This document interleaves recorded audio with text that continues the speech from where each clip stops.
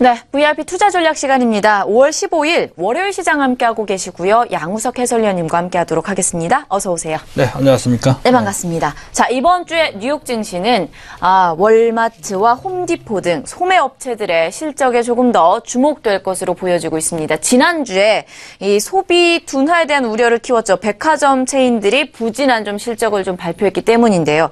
과연 시장의 분위기를 바꿀 수 있을지 관심이 좀 모여지고 있는 것 같습니다. 전반적인 시장 분위기 함께 확인을 하고 시작을 해보도록 할게요. 네, 미국 증시가 먼저 약간 이제 그 전만 못한 주춤되는 그런 모습은 앞서 앵커께서 말씀하신 대로 일부 지표, 그중 소비 지표가 좀 부진하게 나왔죠.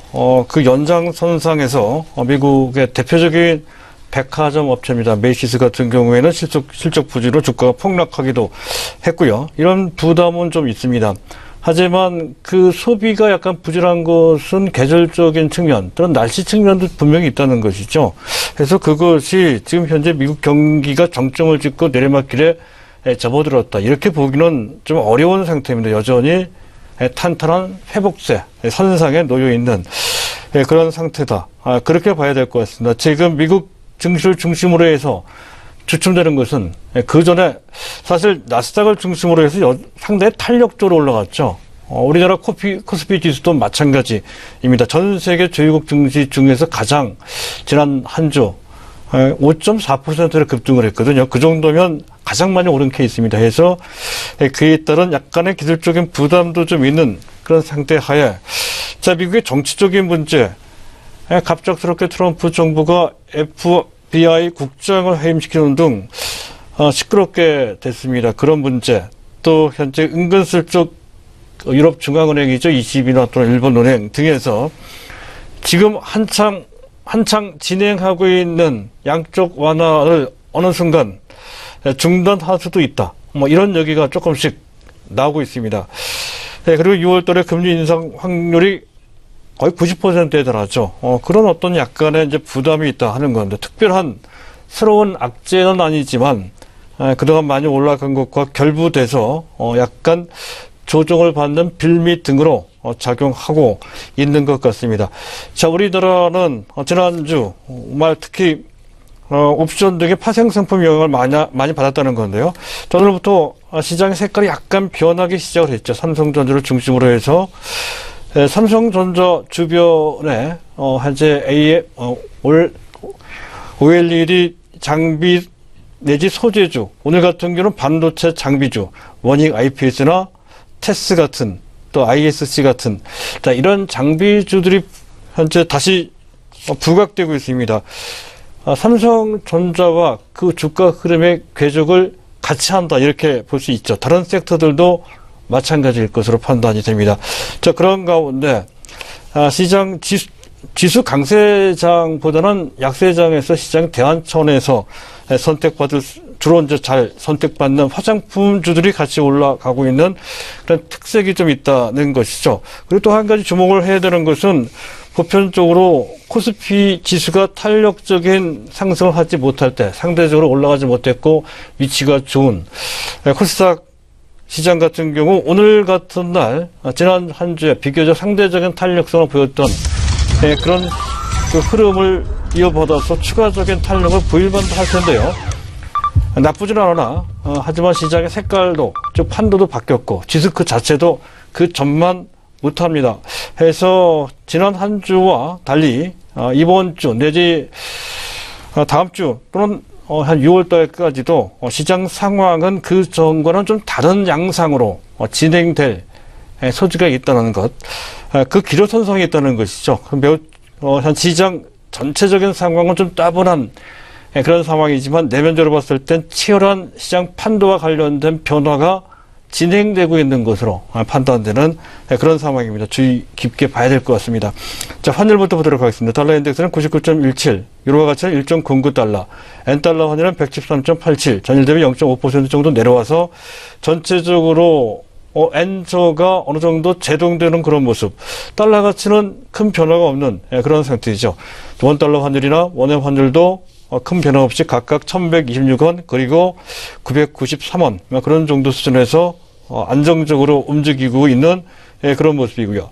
자, 위안화 환율입니다. 6.8852, 전일 대비 0.0096, 위안만큼 내렸습니다. 내렸다는 얘기는 그만큼, 즉 0.14%만큼 절상시켰다는 것이죠.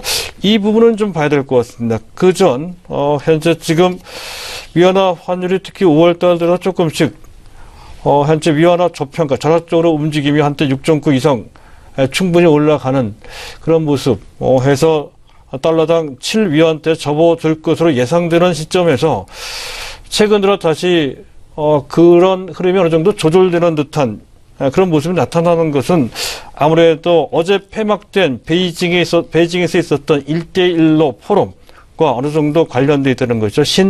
육해상 실크로드를 추진한다는 그런 내용이 되겠습니다. 상당히 많은 중국을 둘러싼 주변 국가들, 선진 국가 중에서 이탈리아만 참석을 했죠. 그래서 약간은 그것과 관련된 대결 구도가 만들어진 것으로 판단이 되는 그런 모습이기도 합니다. 130개국이 참여를 했고요. 그중 정상이 참여한 국가는 29개, 29개 정상에 참석을 했다는 건데요. 내부적으로 그들 국가 간 결속력을 다시 한번 다지고 그리고 중국을 중심으로 해서 그들의 힘을 과시하는 자리였던 것으로 판단이 됩니다. 특별히 다른 내용이 있었던 것은 전혀 아니죠.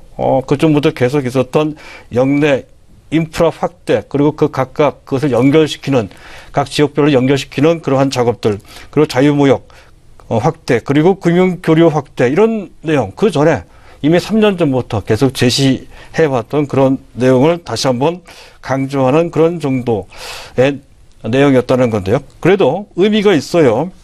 특히 트럼프 행정부가 지금 현재 보호무역주의를 주창하고 있죠. 그래서 트럼프 행정부의 보호무역주의와 보호무역주의의 폐해를 어느 정도 차단시켜주는 긍정적인 측면이 분명히 있을 것이고요.